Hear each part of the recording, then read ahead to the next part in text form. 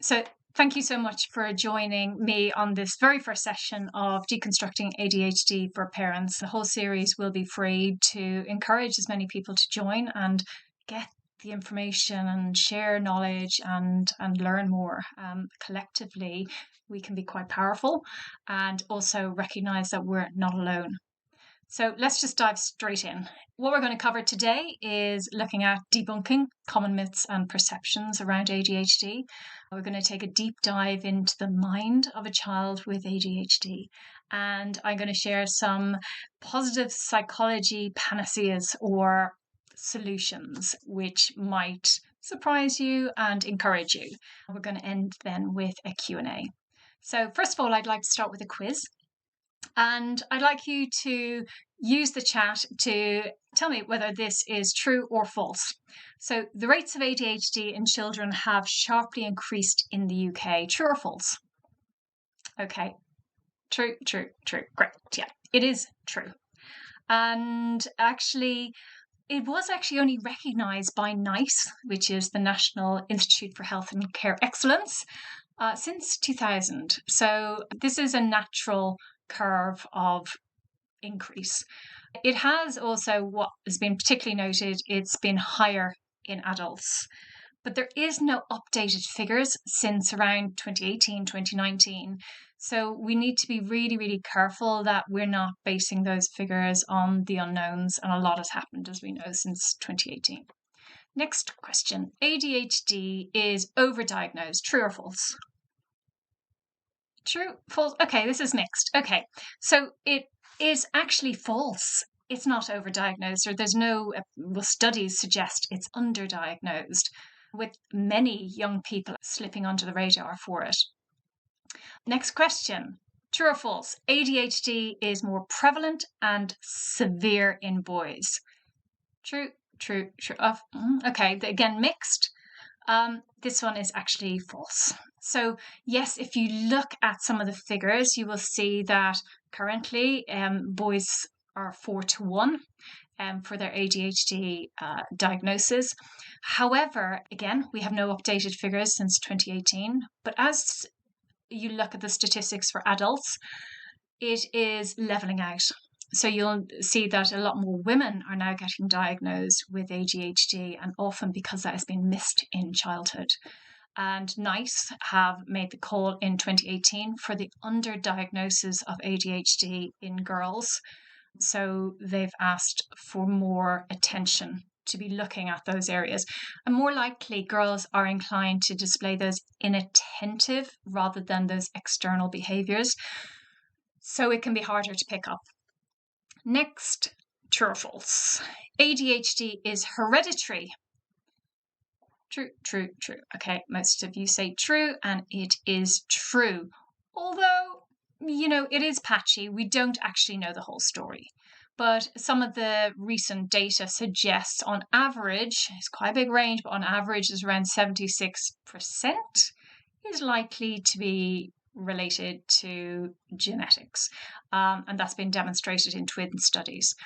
But actually, there's a lot of potential causes of ADHD, looking at trauma, environmental, the mother, whether they're smoking or drinking, lots of different potential causes, but nobody actually knows the true cause of ADHD. And that could be for a number of reasons. And we'll go into some of why that might be as well later.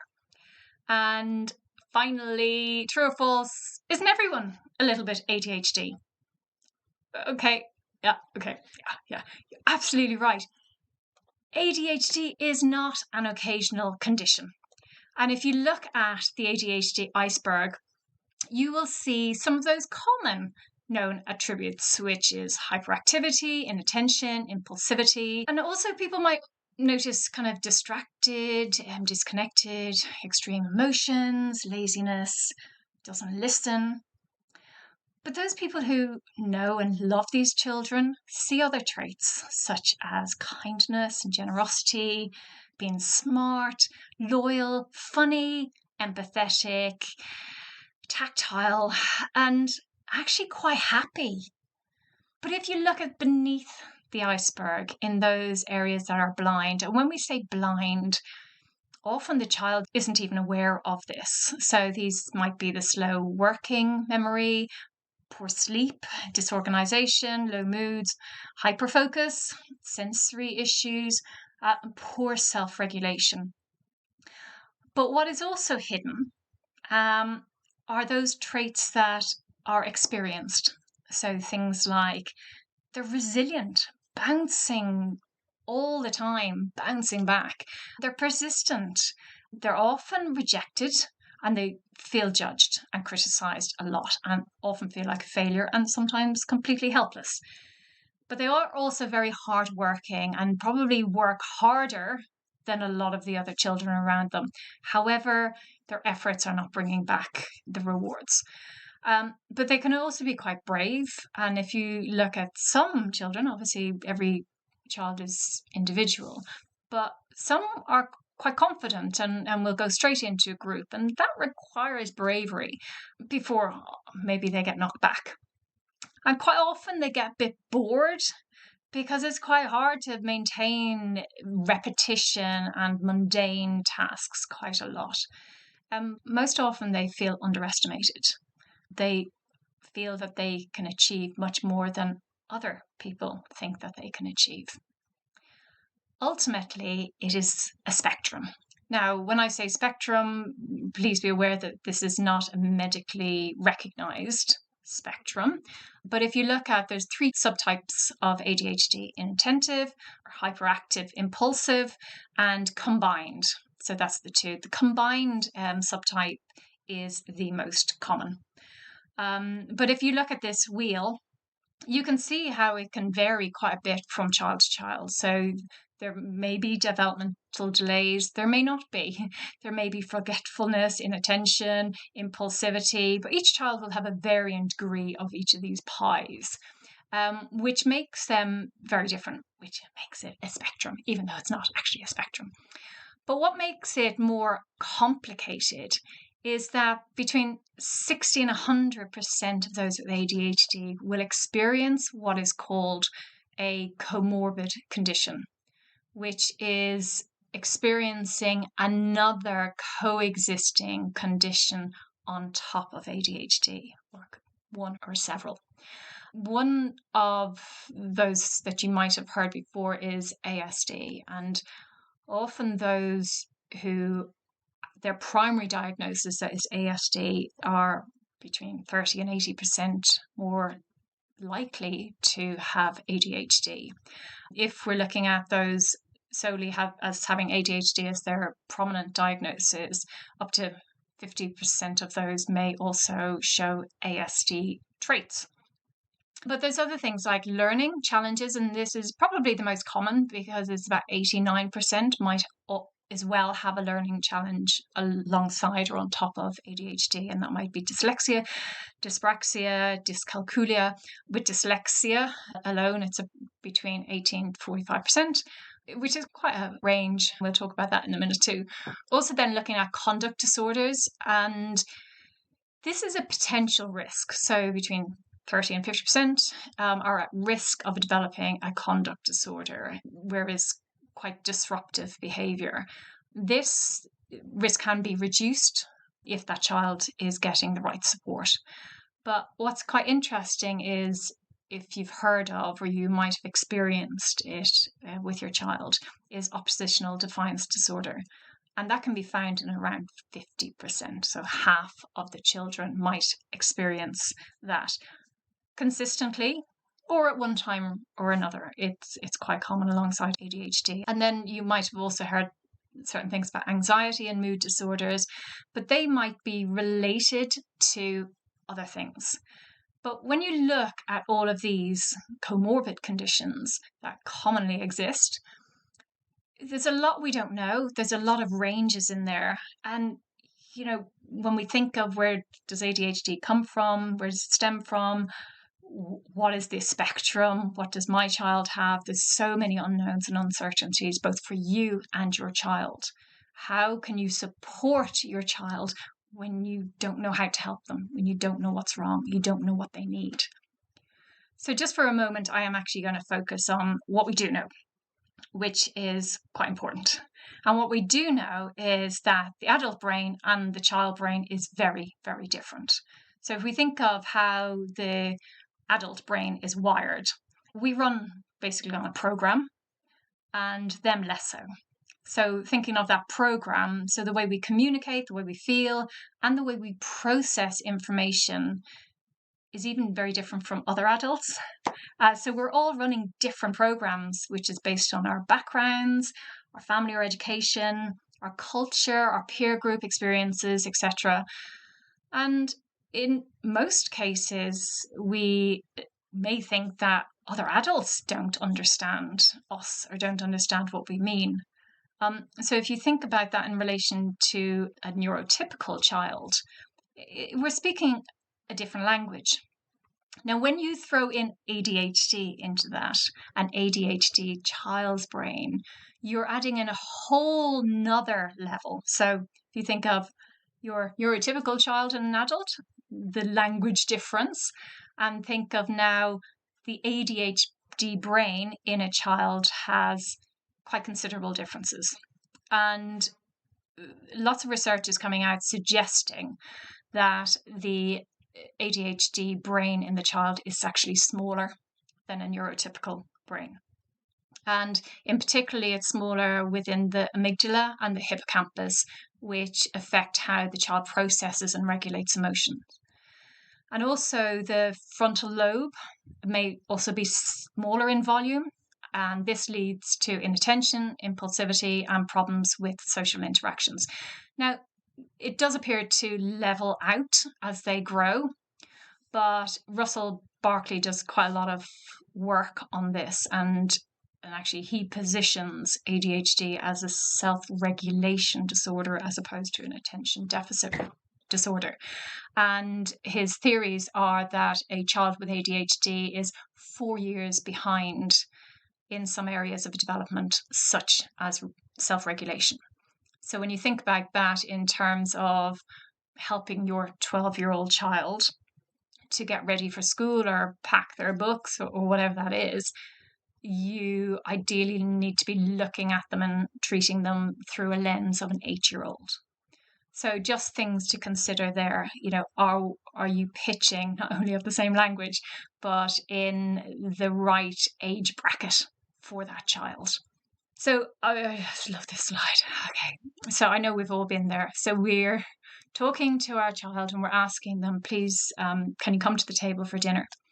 And they may be doing something else, and you say it probably about 4 or 5 times, and you're being really nice with it. Come on, honey, time for dinner, come to the table. And you say it again and say it's time for dinner, time to come to the table. And eventually you raise your voice. Can you please come to the table? Now, then you are greeted with a complete meltdown. Why are you shouting at me? And you're thinking, I haven't shouted. I've raised my voice, but I haven't shouted. And I've asked really, really nicely 6 times. But they don't see it like that. And now it's gone into a spiral and you can't actually get them at the table at all. And your evening is pretty ruined. So there's a lot of layers happening in this. And those layers are that the child is becoming more negative bias because of the amount of potential corrective and negative comments that they are receiving on a daily basis. And there's a wonderful theory that children with ADHD are estimated to have received over 20,000 corrective or negative comments by the age of 10. And that's just at school. And this is worked out within a classroom environment for 6 hours a day over 180 days a year. They suggest that each year the child might receive 3,200 non-positive comments directed at them. And this might be, oh, you're late, or have you forgotten that again, or can you please stop talking, please sit down, you just need to concentrate, or just try a bit harder. All of those start to etch at the child and desensitize them.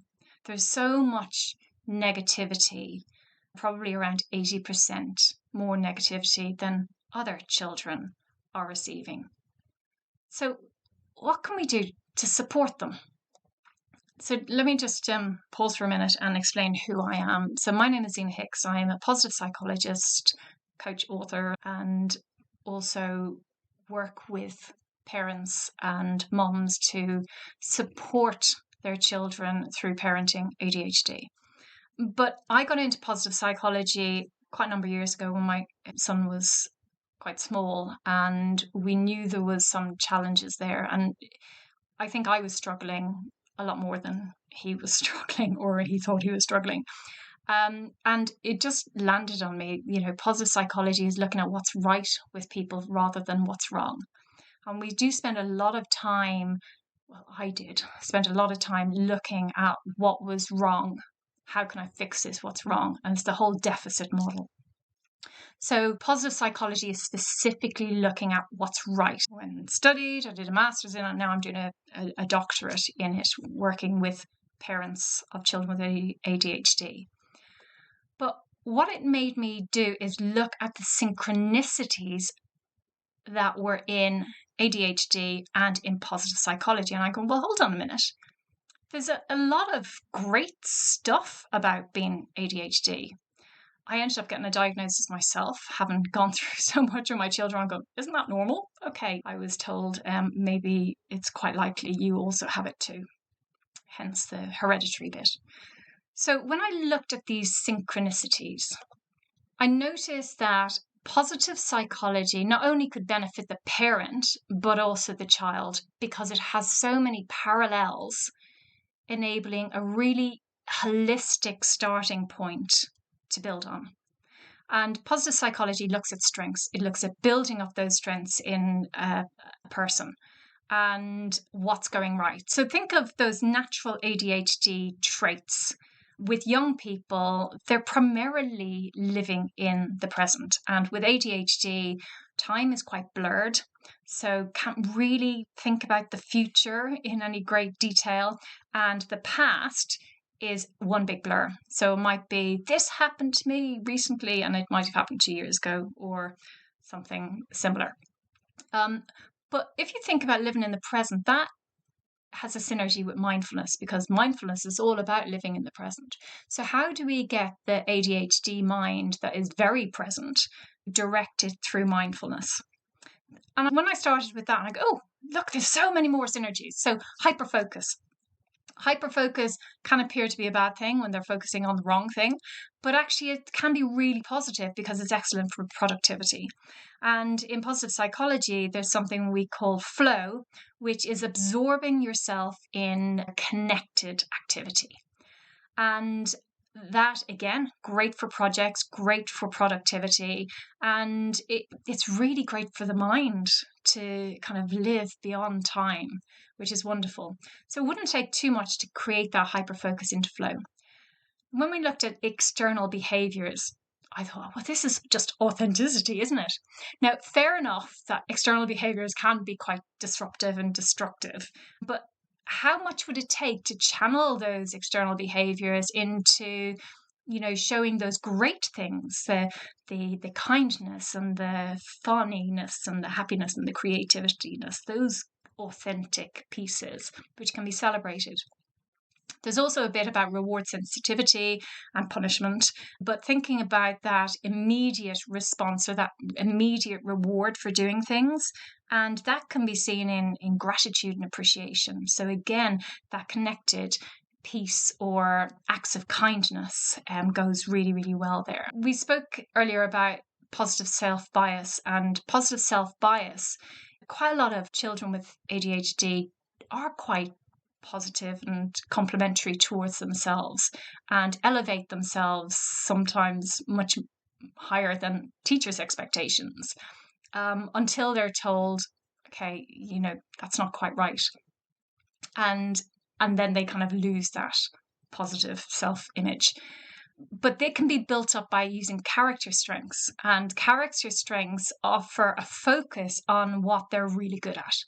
So it's using those character strengths on a daily basis, and that's very productive, not only on the ADHD brain, but on all children. Oppositional defiance, we mentioned it earlier, and you might have already seen this, but if they're saying, I'm not going to do what you're going to do, Actually, that's self-efficacy. They don't want to do what you're doing. They want to do what they're doing.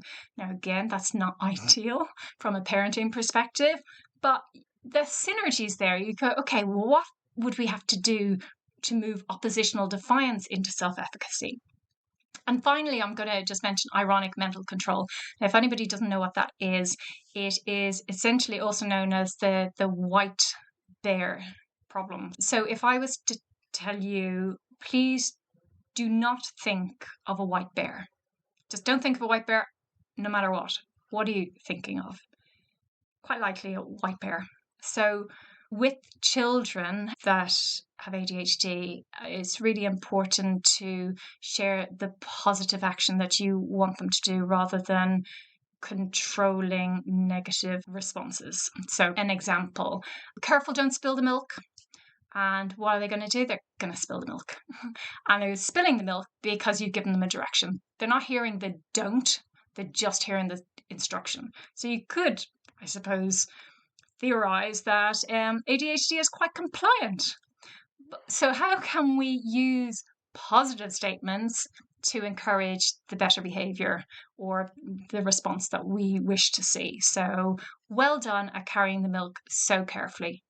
Or, that's amazing the way you tie your shoes. Can you show me how to do this? Things like that. And I mean, that can be quite challenging when you're in a rush, and I know that. But the more we build up these habits ourselves, the more easy and the less effort they take on our part. So just to wrap up, thinking about all we've spoken about today, there's a lot on perceptions. It's other people's perceptions of your child. It can be your own perceptions of your child. And actually, there's a fantastic study about sugar and ADHD, and this has been under debate for quite a long time. And the studies keep on going back saying there's no definitive link between ADHD and sugar. But an old study got two groups of parents and children with ADHD, and they split them up, and they told one group that your child is going to have sugar and we're just going to monitor how they play and how you interact with them. They said, fine. And the other one was given a sugar substitute, and they were told to do the exact same. And what the researchers discovered is that parents that were told their children were on sugar behaved differently with their children. So they were more attentive towards them. They weren't as relaxed. They gave more directions, a little bit more scolding, just a bit more direct, let's say. And when they came back, they were both told that both groups had the sugar substitute rather than the sugar. And it was just highlighting the amount of natural bias that those parents had towards their children, their behaviours. And we do it. I know I do it. You know, you're going out and you know, oh gosh, we're going to a smart place and they're going to be a nightmare. When in actual fact, they might be now, because that's the way you might behave. Keep them on the straight and narrow, and oppositional defiance will come in, and that might not be the best route.